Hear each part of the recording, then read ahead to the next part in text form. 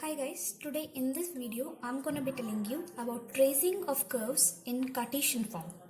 So when you are given an equation of a curve in Cartesian form, how will you trace it? So to trace the curve, we need to know four specifications of the curve. Those are symmetry, special points, asymptotes and region of existence.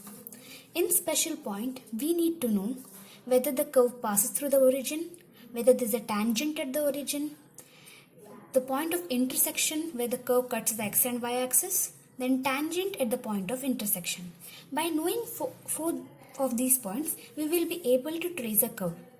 Now, let us understand this better by taking an example and simultaneously solving it.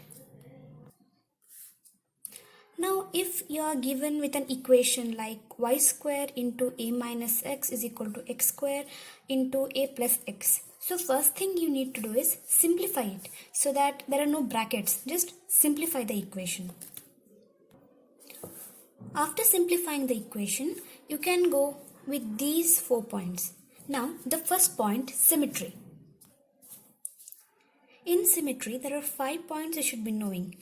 If there are even paths of x, then the curve is symmetrical about y-axis. If there are even paths of y, curve is symmetrical about x-axis. If there are even paths of both x and y, then the curve is symmetrical about both the axes.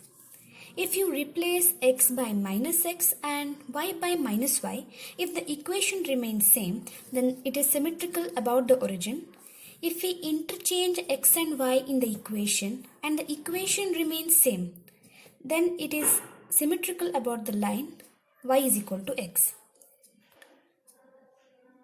Now in this equation given here above, we can observe that there are even paths of y but no even paths of x. Hence the curve is symmetrical about the x-axis. So we came to know about the symmetry of the curve, that it is symmetrical about the x-axis because it has even paths of y.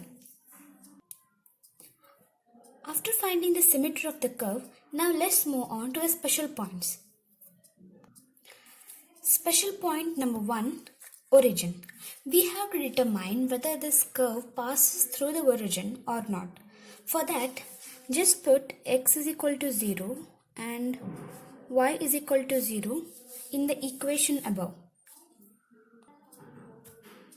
And you find that this satisfies this equation. Hence, it passes through the origin. Now, we need to find whether there is a tangent at the origin or not. To find the tangent at the origin, it can be simply obtained by collecting lowest degree terms and equating them to 0. Like you can see here, this equation can be further simplified and can be written in this form. Here the lowest degree terms of x and y are seen here. Well, this is not the lowest degree term because y is having a degree 2 and x is having a degree 1. So totally it becomes third degree. Hence this is the lowest degree term that you can find in this equation. Equate this to 0. By solving this, you get y is equal to plus or minus x, and hence plus or minus x will act as tangent at the origin. So y is equal to plus x and y is equal to minus x are the tangents at the origin. Now to find points of intersection, first put x is equal to 0 in this equation and you get y also is equal to 0. Now put y is equal to 0 in this equation. You will get x is equal to 0 and x is equal to minus a. Hence we can tell the curve passes through the points 0, 0 and minus a, 0. Now we have already found the points of intersection. Now the thing left is to find whether there is tangent at these points or not. Now to find tangent in the point of intersection, dy by dx is can also be written as minus f of x by f of y. If this comes out to be infinity, then the tangent is parallel to y-axis.